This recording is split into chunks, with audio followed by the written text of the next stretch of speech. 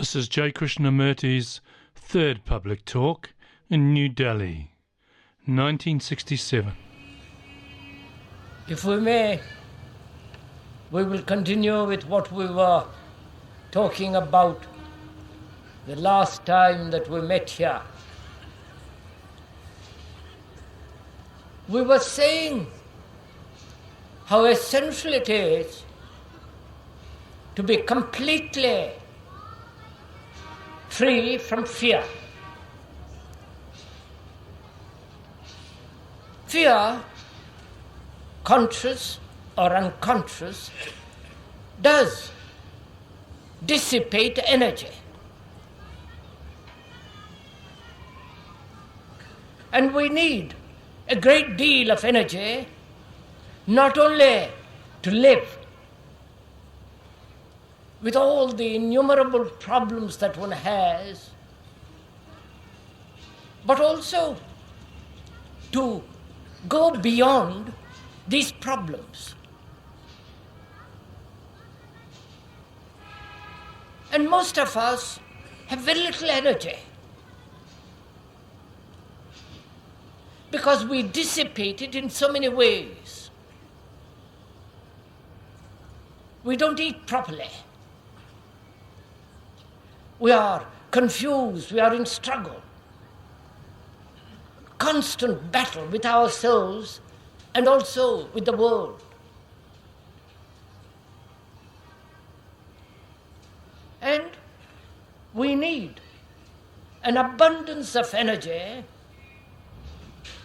to penetrate through all these conflicting problems and come to a state of mind that is not at all distorted.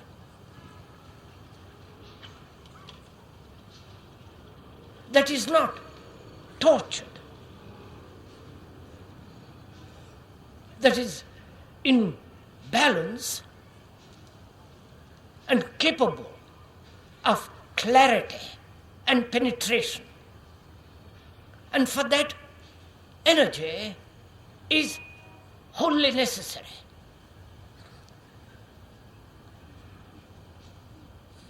But unfortunately, we waste our energy through ineffort.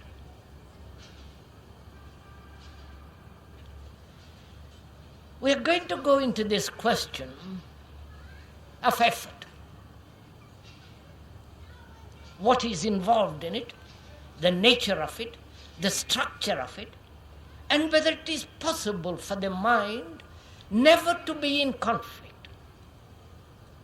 Not ultimately, but every day, in everything that we do.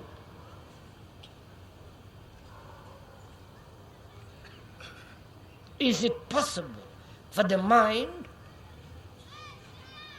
which is the result of time, of experience, of accumulated knowledge, to live without any struggle, without any conflict, and therefore without any effort? I am sure it must have happened to you in your daily life. There are rare moments when you function as though you are in complete abandonment, complete harmony with yourself, with the world, with everything about you, so that there is no struggle. There is no effort, there is no striving after something. When you see the clarity of an evening or of the morning very clearly, when you are completely one with nature, when every tree says something to you, and every flower is a delight. You must have had that.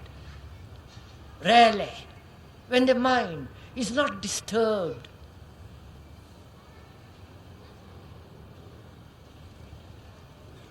And is it possible to live like that? And functioning efficiently, technologically, almost like a computer, without a battle within oneself.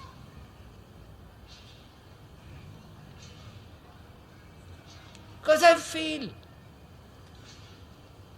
we human beings are tortured entities, driven by innumerable desires, contradictory desires, driven by our demand to fulfill, to achieve, to succeed, to compete. We're always comparing with what is, with what should be. And this comparison is one of the factors of conflict.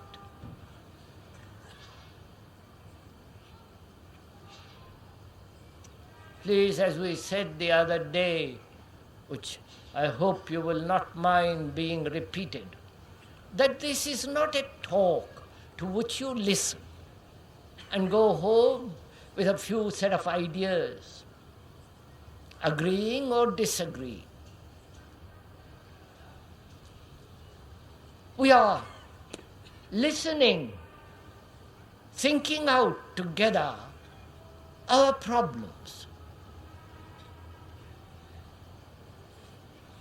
We are taking a journey together into ourselves, into our lives, into our conflicts, into our miseries, into our unutterable loneliness and despair. You're not merely listening to a few words, but listening so that you really hear your own mind working, operating, functioning. So that you see yourself very clearly, not what is good or what is bad, but actually see what is. And if one could listen in such a manner, not only to what the speaker is saying, but also to the birds, to what your neighbor says, to your boss in the office, to yourselves when you are soliloquizing, when you're talking to yourself. Listen so that you find out, so that you learn. And I hope you will listen that way.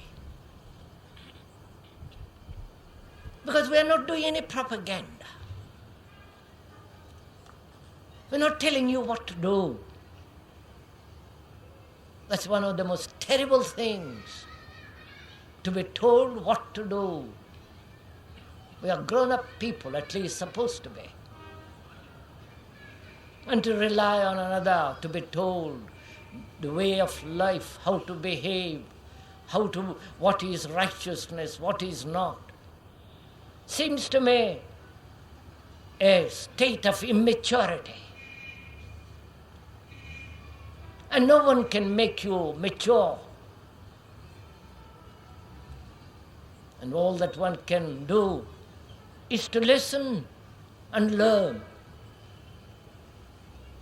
But learning is a very difficult art. Most of us know how to accumulate knowledge, and from that knowledge, act.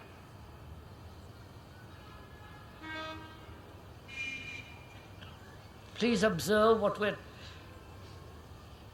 talking about in yourself. We learn, we accumulate knowledge, experience, great many memories. And from those memories, knowledge, experience, we act. And from that acting, learn more and add to what has already been accumulated. This is our daily life. But is that learning? Is not learning something from moment to moment? Not accumulating and then from that accumulation add more.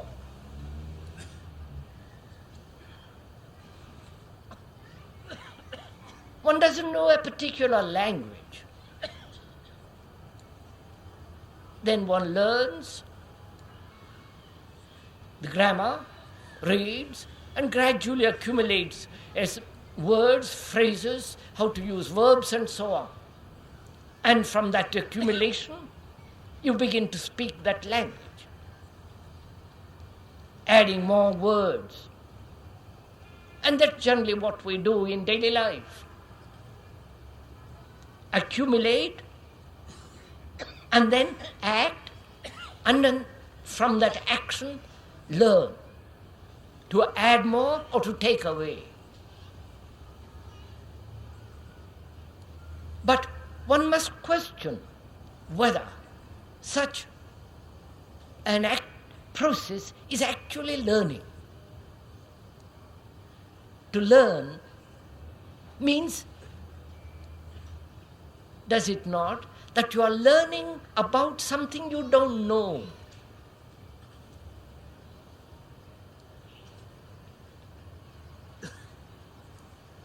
Not having learned, act.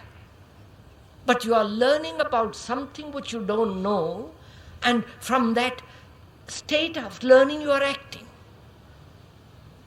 So learning is always in the present. It's an active present. Not a thing which you have accumulated from which you act. I think there is a great deal of difference between these two. One is mechanical, that is having accumulated knowledge and acting from that, and the other is non-mechanical, is an active present which is always learning, not accumulating. And that is the only way to live in the present, which will perhaps, there is time we can go into. As we were saying, we need energy to learn, to look, to listen. But that energy is limited when I look or listen from a particular knowledge with an accumulated burden.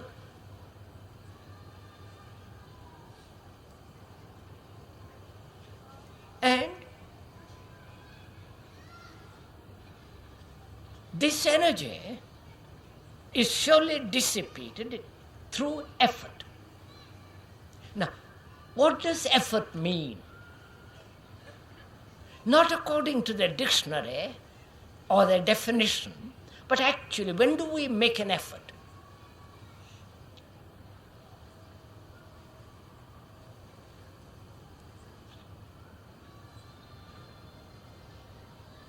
When we do something that is pleasurable, there is no effort. You do it easily. And when there is something which you are obliged to do, which is rather a strain, which is not pleasurable, Please observe this in yourself, which is not pleasurable, which is rather painful, which is not satisfying. Then there is an effort to do it.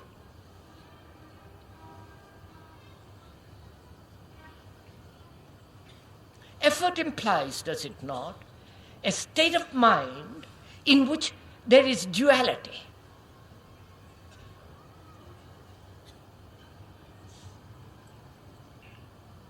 Wanting something and not wanting it. A contradiction in ourselves. When there is a contradiction in ourselves, then this contradiction creates a dual activity. And this dual activity, to understand it, to go beyond it, is effort.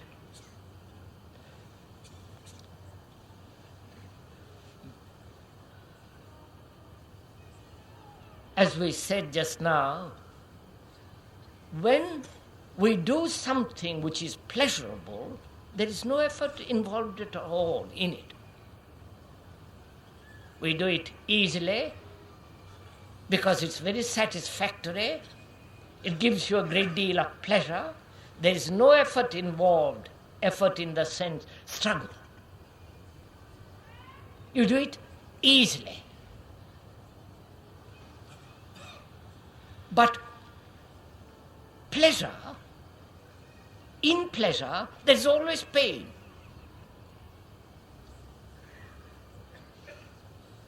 Isn't there?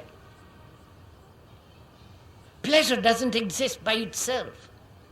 It brings with it certain movement which is the contradictory of what is pleasurable. Right?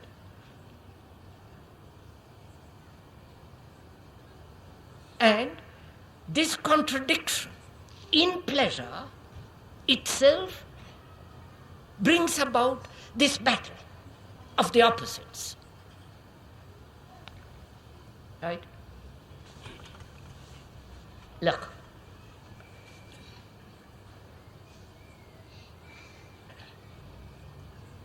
One is violent. And the opposite of it is non-violence.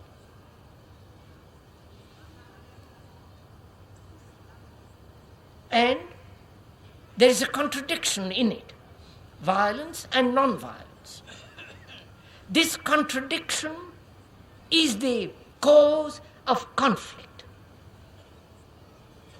which means effort. Now, if one could remain with violence and not with its opposite, then there is no contradiction. Please, this is very important to understand. Why do we have duality at all? There is duality, man, woman, light and shade, and all the rest of it. But inwardly, psychologically, why do we have duality at all?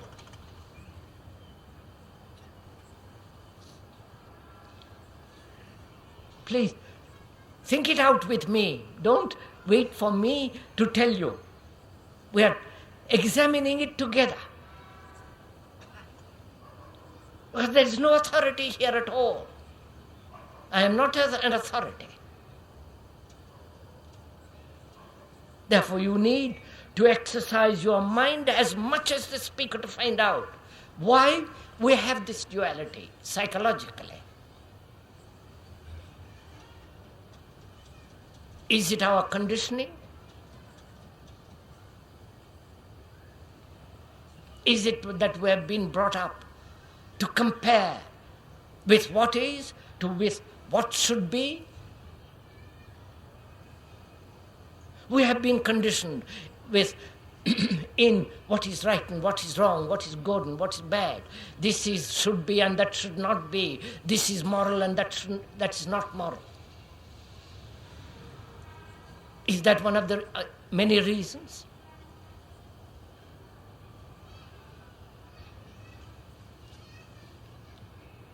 And why?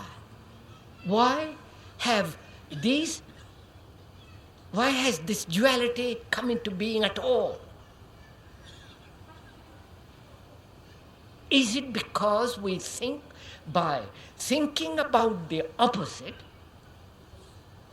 of hate, opposite of violence, opposite of envy, the opposite will help us to get rid of what is? You're following all this? Do we use the opposite as a lever to get rid of what is? Or is it an escape from what is?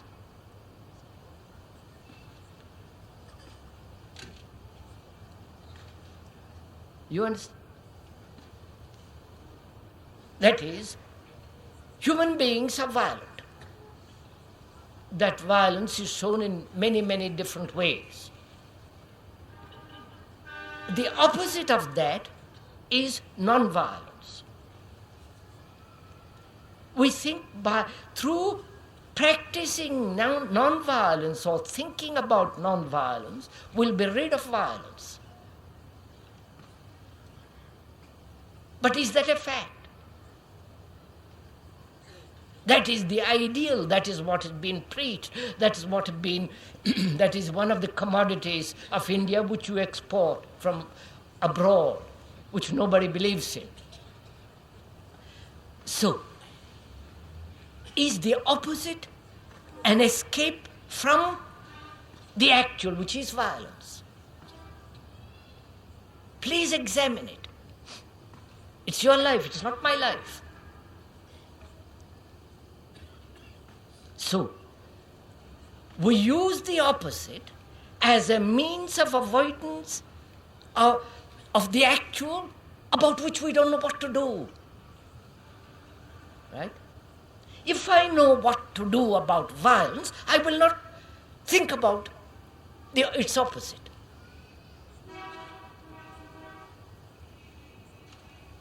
If I have the capacity, the energy, the clarity, the passion,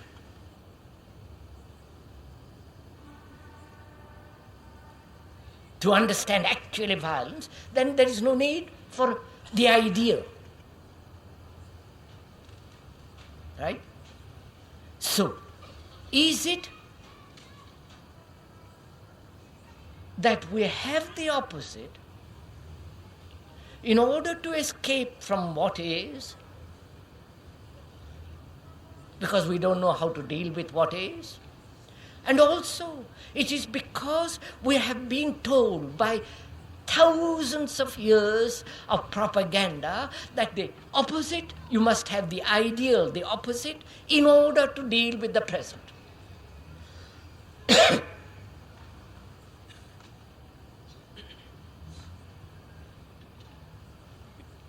So can the mind be free of the opposite when you are dealing with violence? Right? Because one sees obviously, you may preach non-violence for the rest of your life and practice and all the rest of it, but you're sowing the seeds of violence all the time.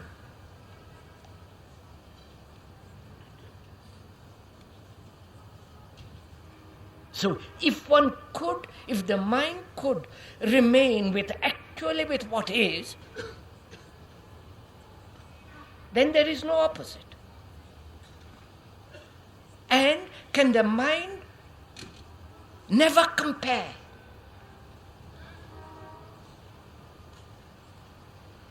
You compare with what is, with what should be. Compare your own state of stupidity, ignorance or brightness or whatever it is with somebody else. So that you are dealing always with what is, never with what should be.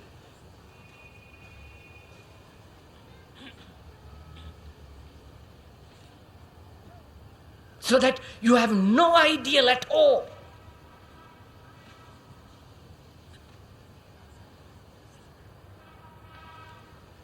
Because it's the ideal that is creating the opposite. If I know how to deal with what is, then the opposite is not necessary. So, one has removed the fundamental cause of effort, duality, and therefore one has the energy to face actually what is. Right? Can one do that? Not theoretically, not verbally, not intellectually say that's perfectly true, but carry on with your daily opposites. Can one actually cease to compare?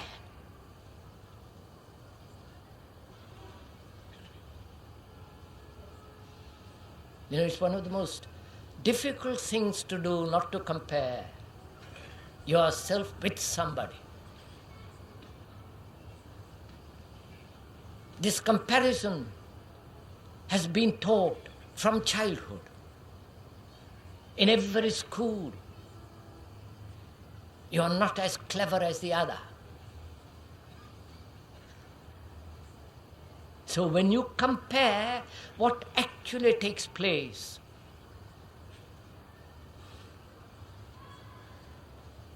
when A compares himself with B, the hero, the saint, the and so on, what happens? When there is this comparison taking place, what actually happens to A? A is destroying himself in order to be like B. No? Do observe this, sirs, in your own life. So you are becoming like somebody else. And that's one of the causes of contradiction. And hence, waste of energy. And if you do not compare, would you vegetate? Would you go to sleep? That's what we are afraid of.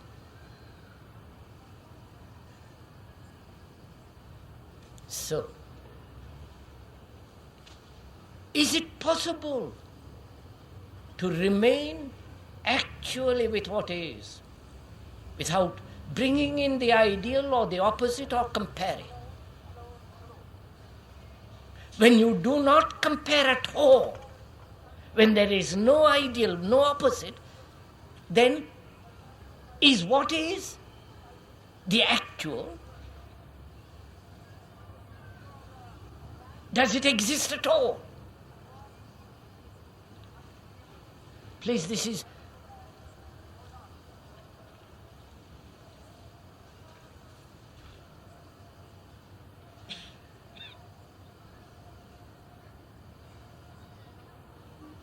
my question fairly clear?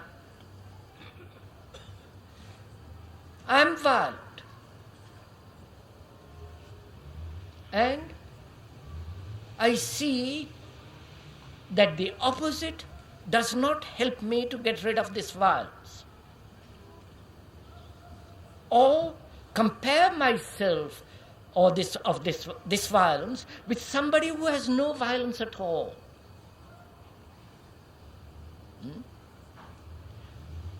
And I see very clearly that in comparison there is conflict. I introduce a factor of duality, which is a waste of energy. So what have I actually left? Is it violence?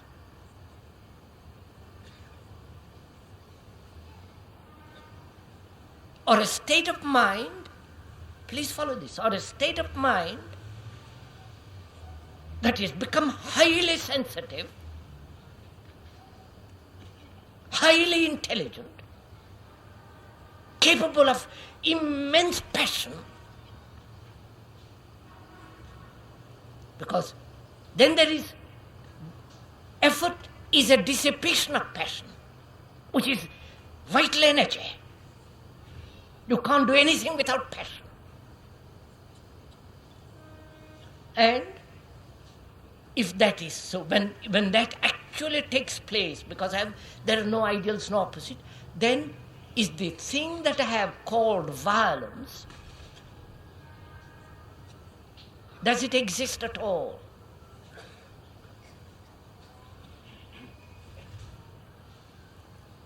Huh? So you have to go into yourself, examine it, you have to find out.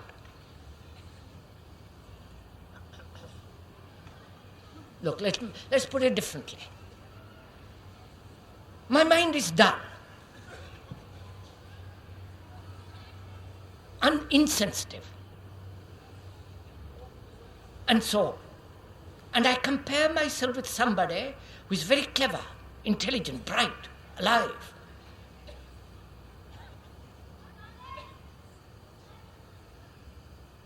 And I strive to be like him or brighten myself, sharpen my mind through comparison. Now, if I don't compare at all, if I don't struggle to be different from my dullness, will my dullness remain?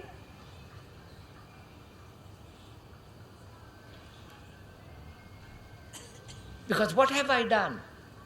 I have ceased to compare, which is an act of intelligence. I have ceased to create the opposite, and therefore no effort, and therefore no contradiction. Therefore, what has happened to my mind? My mind has become extraordinarily alive, sharp, clear.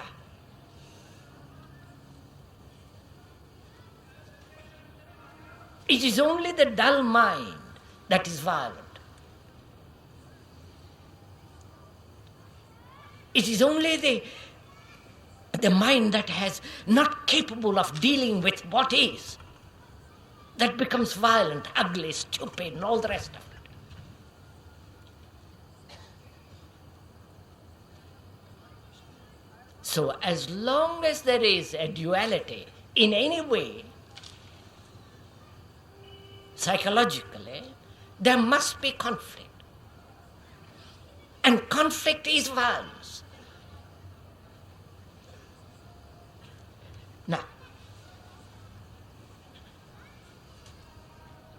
one sees very clearly that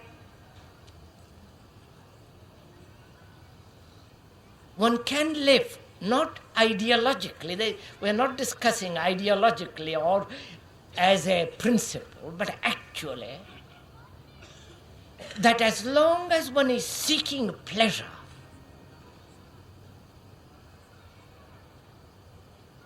there must be a duality, right? Because love is not pleasure. Love is not desire. Wait, please, don't agree with this.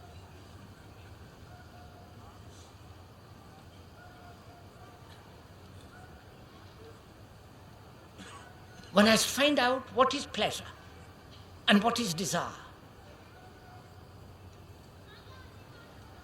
Because we said we are concerned with freedom and that strange thing called love.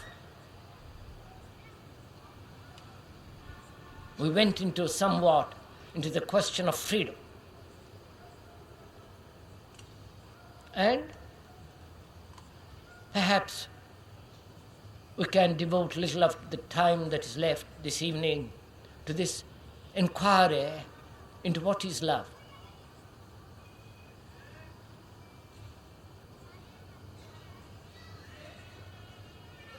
And how do you inquire? Please follow this. What is the state of the mind that inquires?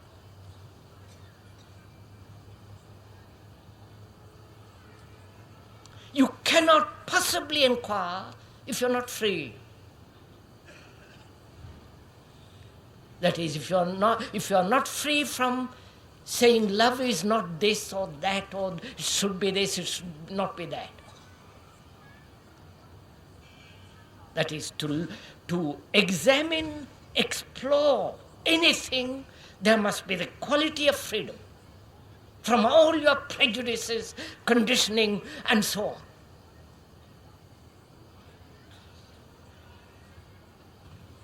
And even from your own experience.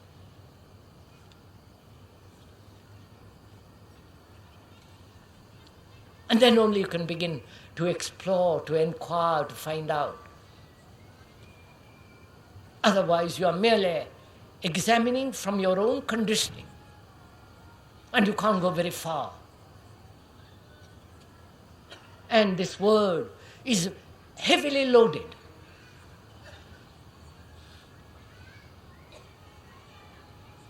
We say love is divine and not profane. It is sacred, it is this, it is that. Love of God, love of the country, love of the flag. I love my family, I love my wife, my husband.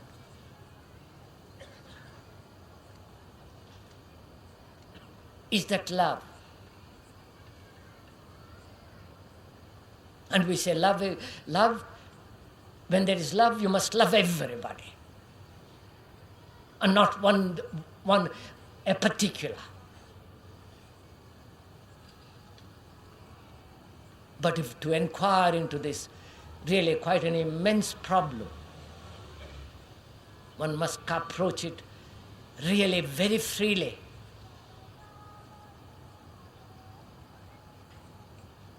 Right? Free, not from anything, but freedom to look.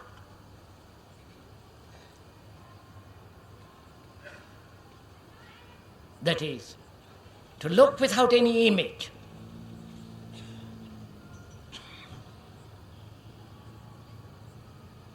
Can you look at your neighbor with your wife or husband without the image? And if you have no image, are you then related?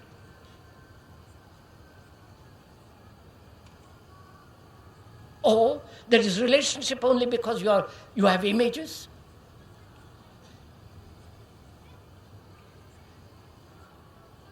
And can one put an end to the machinery that builds images?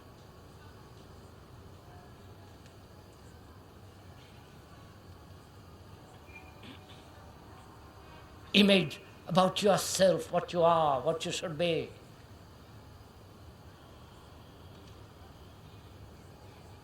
And as long as you have image, you cannot possibly see what you are. If you think you are Paramatman or some other word, an image which has been handed down to you through generations, obviously such an image prevents you from finding out what is the real. It's only the free mind, not a mind that is loaded with images, that can find whatever there is to be found. So, in inquiring into this question of, unfortunately one must use that word, love. It's such a hackneyed, brutal word when the politicians uses it. When the husband says, I love you, or the love of the family, it becomes an ugly word.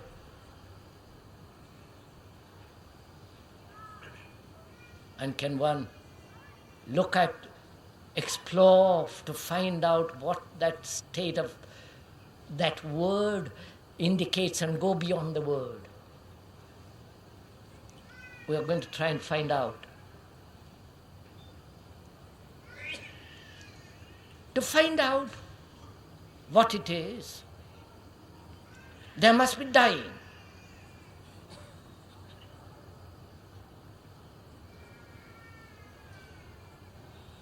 Love is something that is not mechanical. What is mechanical is pleasurable. A sexual experience, you want it to be repeated over and over and over again, because thought has created images, symbols, ideas. And thinking about it, you increase strength and pleasure.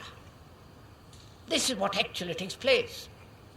I've had an experience of the sunset yesterday.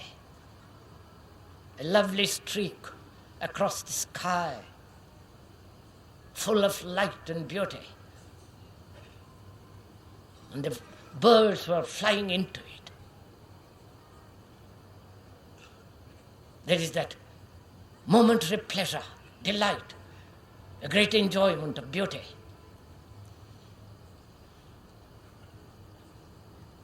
Then the thought accepts it and begins to think about it, compare, judge, and say, I must have it again tomorrow.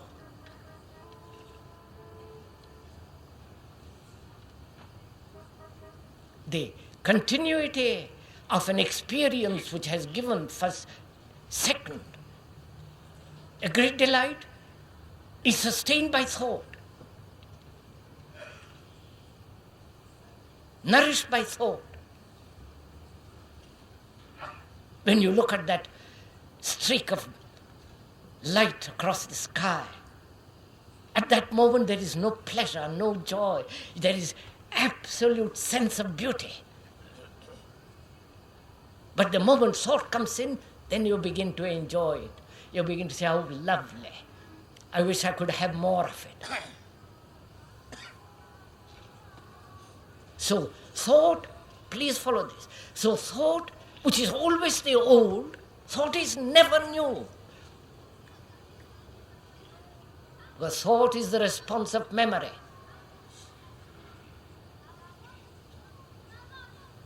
Memory, experience, knowledge, and so on. So thought makes, because it's old, makes the thing which you have looked at and tremendously felt for the moment old. And from the old you derive pleasure, never from the new. Oh, you understand this?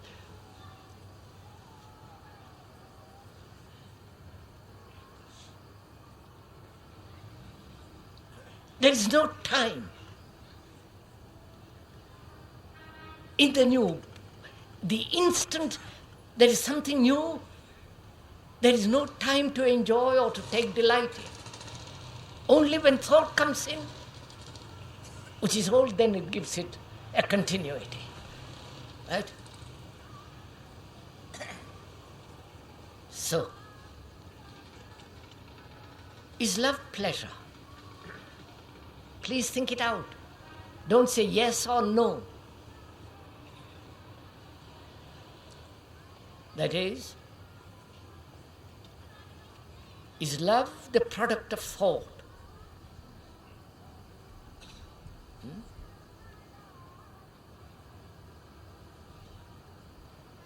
Can love be cultivated by thought?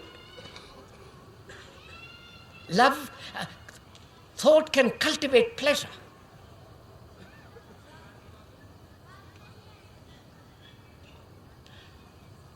A thought can strengthen desire.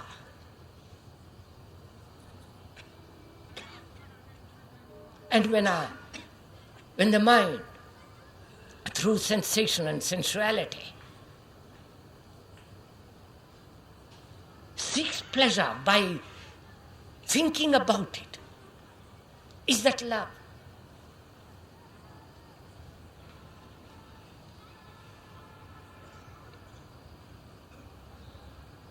And is love desire?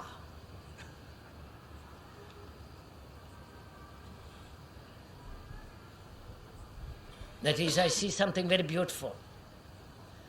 Lovely house, a nice face.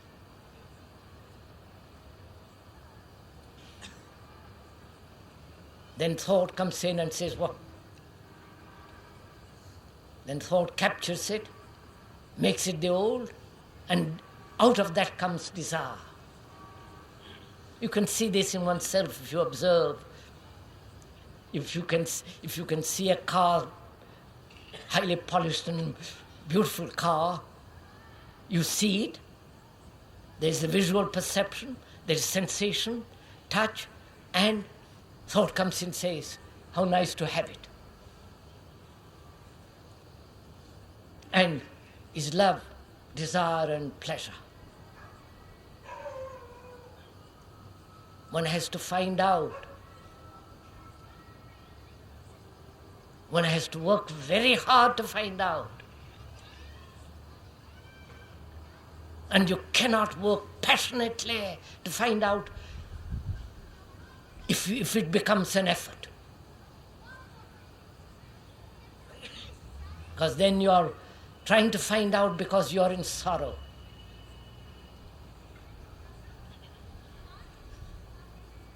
And then your effort is an escape from sorrow. So to find out what love is, one must die to the past. To past memories.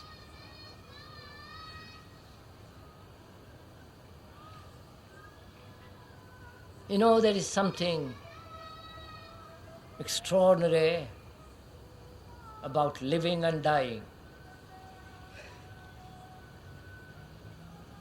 They're very close together, though thought separates them miles apart. You following all this? Living is one thing we consider, and dying is another. Living is always in the present, we think, and dying is something that awaits at a distant time.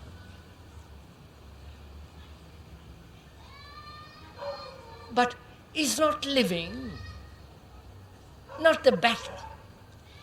Not the battle of everyday life we have. That's not living at all. That is destruction, the way we live. The way we live is all that we know. The daily battle, the daily despair, the agony of life, the loneliness, the anxiety, the immeasurable sorrow that one has. This is what we call living. We have never questioned whether it is living at all.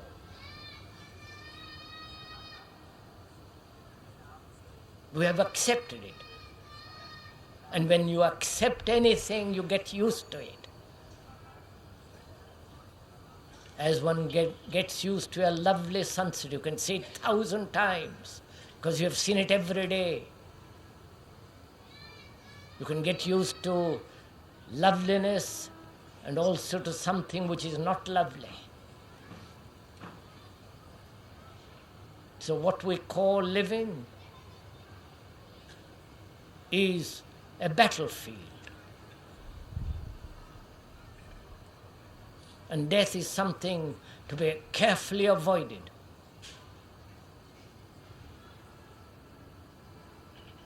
But surely, in our life, living and dying are always close together. You cannot live without dying. This is not an intellectual or paradoxical statement, but actual fact. To live so completely, wholly, every day as though it was a new loveliness, there must be dying of everything of yesterday. Otherwise, you live mechanically. And a mechanical mind can never know what love is or what freedom is. So, dying, which most of us are afraid of. We are afraid of it because we don't know what it means. We don't know what it means because we don't know what it means to live. Please do follow this. Because we don't know how to live, therefore we don't know how to die.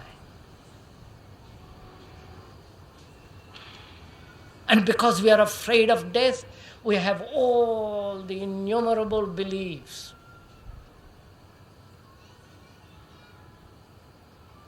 Which again is an escape from the actual.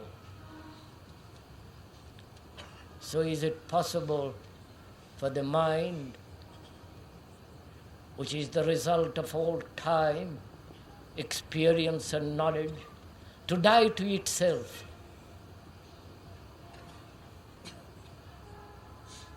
Just to empty itself completely.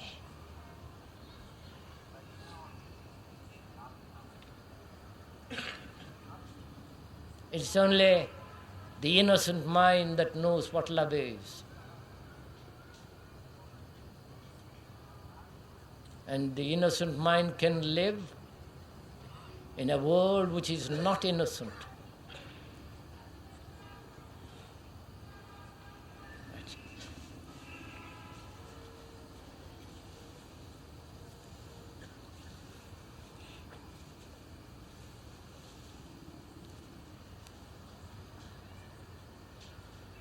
Perhaps some of you might like to ask questions about what we have talked about. Sir, what is the function of thought in everyday life? What is the function of thought in everyday life? The function of thoughts, isn't it, to be reasonable, to think very clearly, objectively, efficiently, precisely. And you cannot think precisely, clearly, efficiently if you are tethered to your own personal vanity, to your own success, to your own fulfillment.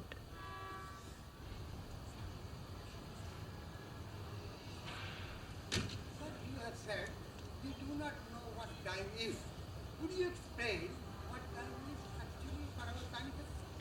What time is? Time. Could I you see, sir, I haven't finished answering that question. Too bad. We're always so eager with our own questions. We have no respect for other people's questions. Just a minute, sir.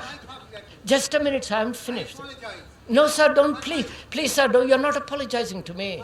So, you're not, please, sir, you're not apologizing to me. I'm nobody. All that we are saying is,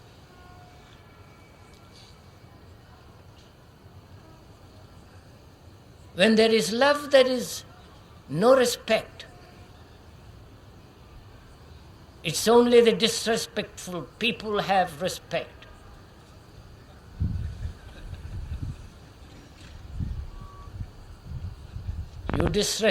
You have no respect for your servant, for your neighbor, for your anybody.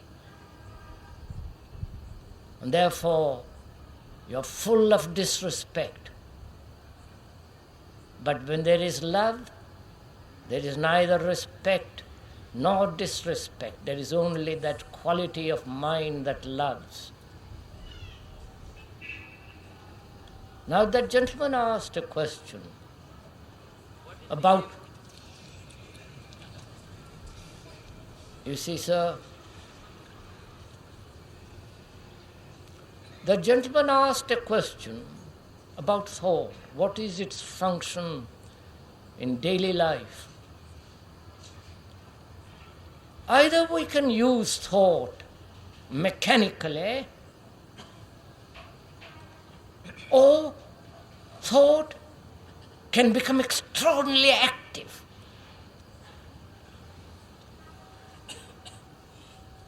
And it cannot be active if it's merely functioning from a memory. I learn a technique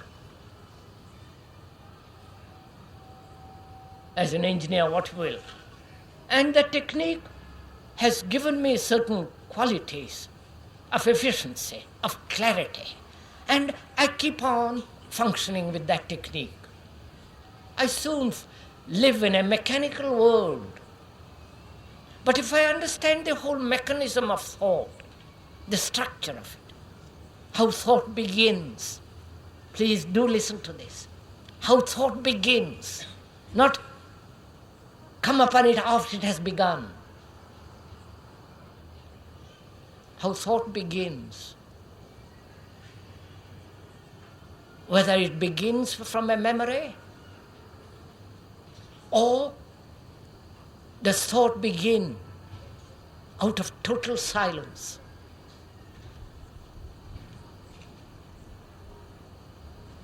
And if it begins from memory, it's always old. And that's how we function in daily life. Thought is old. And mind becomes old with it because we function mechanically. In the family, in the office, when we walk, when we talk, it's always mechanical. So can the mechanical habit be freed so that so that thought functions actively all the time, every day? In your office, in your home, when you look at your wife, husband, children. Then the question is, as the gentleman asked, would you please go into this question of what is death? Isn't that right, sir?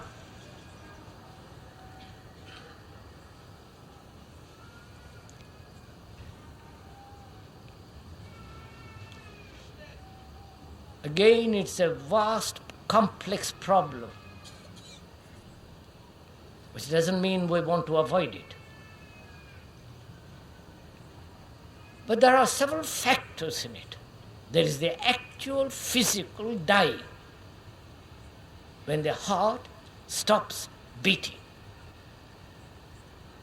either through accident, through disease, and normal old age. We don't die normal old age. Most of us die through accident, or we have lived such a stupid life with so much strain and pressure that emotionally we are worn out and the heart is worn out. So there is the physical, actual dying coming to an end. That one knows by observing. That doesn't demand a great deal of thought. And what one is afraid of more is the psychological dying. Dying to everything I know. My family, my children, my house, my furniture, my knowledge, my gods, my character, my what I have done, what I have not done, the book I have not finished, the things I wanted to do and have not done.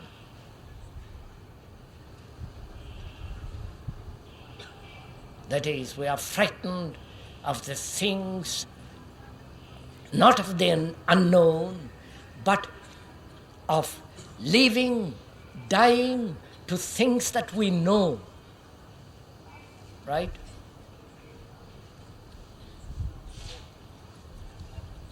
Again, my point is, whether after this physical. い。 physical distortion, anything passes. Yes, sir, yes, sir, yes, sir.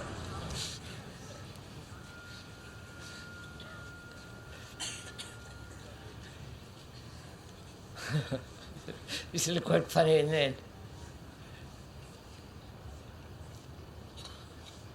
So please, sir, we are going into that. But we can't go into it if you don't understand this. We are frightened of living things which we know, not of the unknown. You cannot be frightened of the unknown because you don't know what the unknown is. So there is nothing to be frightened about. If I don't know about something, how can I be frightened about it? If I don't know the danger, how can I be frightened about danger? I only am frightened of leaving the things which I know, of daily life, daily associations, daily contacts, daily sensations, daily pleasures, daily pains.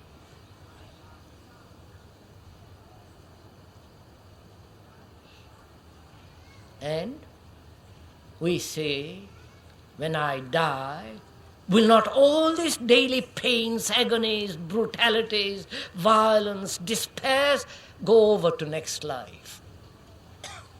Right?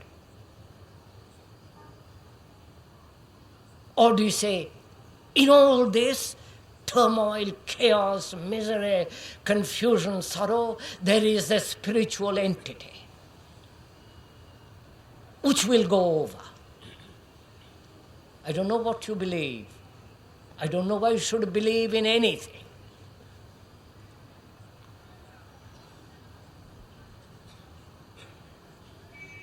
If you believe that there is a spiritual entity in you which is timeless, which you call by various names, soul, Atman, and God, what else name you like to give to it, if it is in you, and if you have thought about it, then it is thought that has created it. And therefore it is not new, therefore it is not spiritual. It's the product of thought. It's the product of tradition, knowledge, experience, fear. What you actually know is your daily, unhappy, tortured life. You don't want to face it. And you hope that living, that of which you know, you want to take it to next life. But if you died to everything you know, including to your family, to your memories, to everything that you have felt,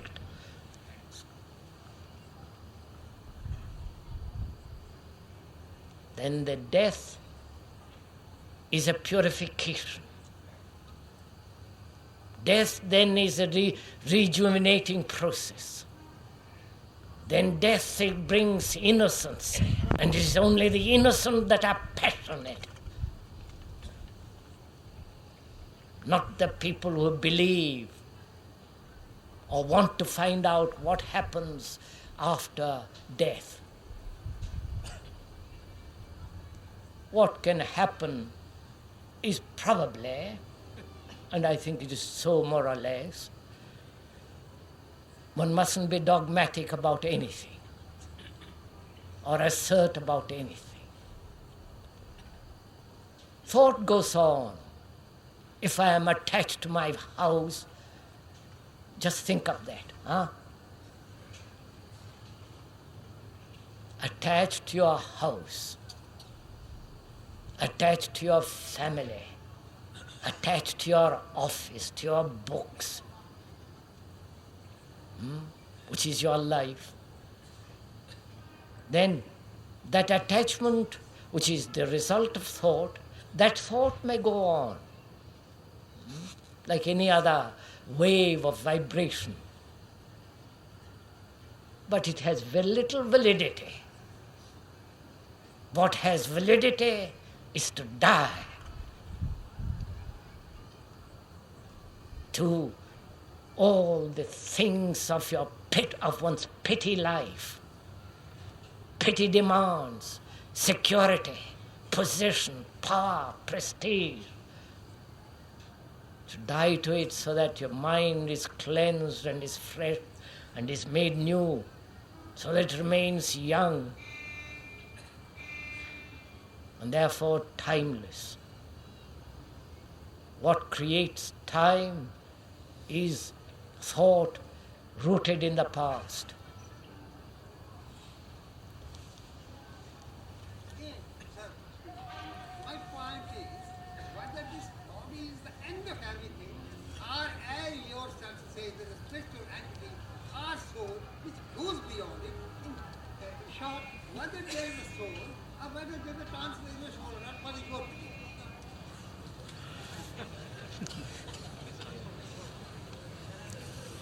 Sir, wait a minute. Who is going to tell you? Me? As I said at the beginning, I'm not an authority. No. You are misunderstood. Belief and your belief. The gentleman wants to know my beliefs.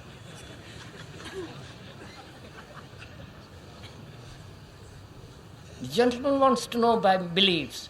I have no beliefs about anything. Your finding. What, sir? Your finding, sir. Pointing.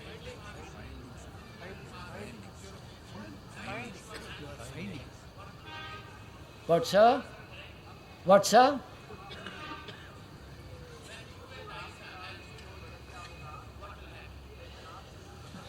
The gentleman wants to know, when I die, what will happen. I really don't care. Sir, how easily you laugh.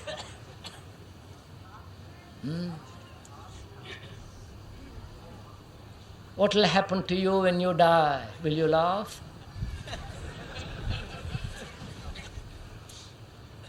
When you leave your family, when you leave your tortured life,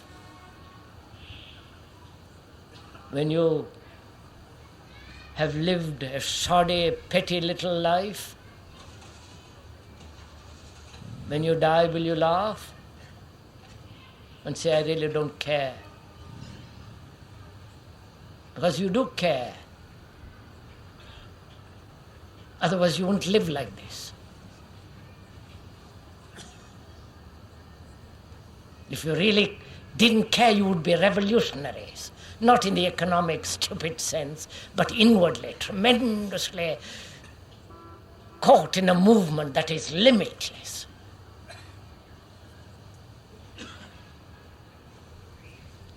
So, sirs, to find out what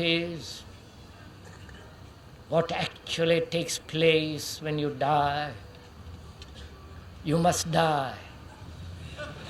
No, sir, don't laugh. Don't laugh, because you must die. Die means not physically, but psychologically, inwardly. To die to the things that you have cherished, to the things that you have bitter about, to die to your pleasure. Have you ever tried to die to one pleasure? Not reasoned out, but actually die. Then you will find out, if you have died to one pleasure naturally, without any enforcement, what it means to die. But you see, sir, to die means to be completely made new, which is to have a mind that is totally empty of itself, empty of your daily longings, pleasures, and agonies.